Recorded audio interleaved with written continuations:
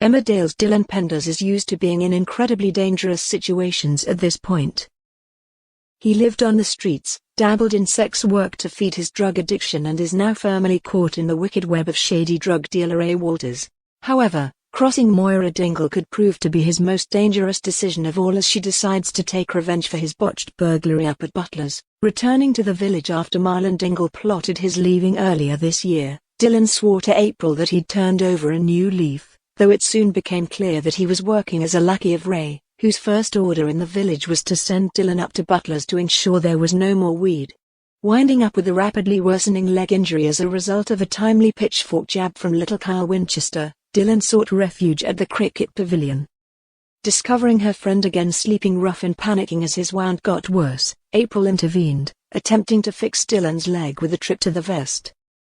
Paddy Kirk came to the rescue when he found the twosome in the surgery, and, following the kind vet's patch-up job, Dylan took Paddy up on his offer of a bed.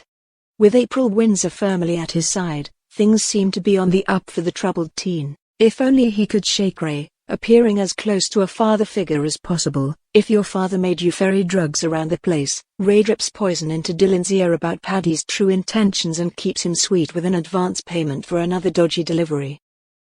When April panics, spotting Dylan getting into a strange car, she's forced to reveal to Paddy and Dad Marlon about his history with sex work, intensely panicking that her boyfriend has returned to his former way of making money. When Dylan returns, assuring April that his trip was a drug deal and nothing more, she's instantly relieved, though Dylan is absolutely horrified to learn that Paddy and Marlon are now fully aware of his past. Humiliated and deeply hurting, April finds Dylan back at Tennant's and listens as he tries to relay the level of hurt he's feeling at her spilling his secrets to her dad and Paddy. As he spirals further, April panics.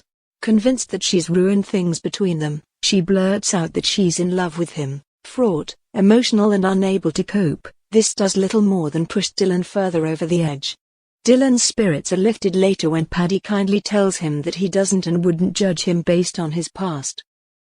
Feeling much more settled and deeply heartened, Dylan resolves to tell Ray that he wants to leave crime in the past.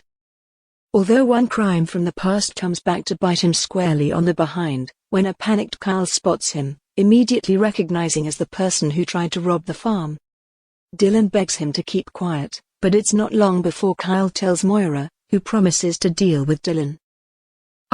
Moira cleverly has Charles Dingle suggest Dylan come to Butler's to help with a job on the farm, and initially feigns ignorance as to what she's learned.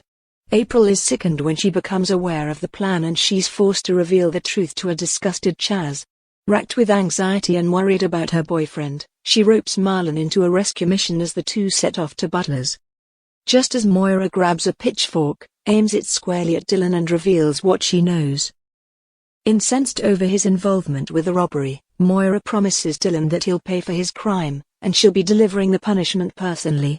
Dylan cowers in sheer terror as Moira advances while April and Marlon embark on a race against time to save him. Will Moira exact the ultimate revenge on Dylan, or can his girlfriend come to his aid on time?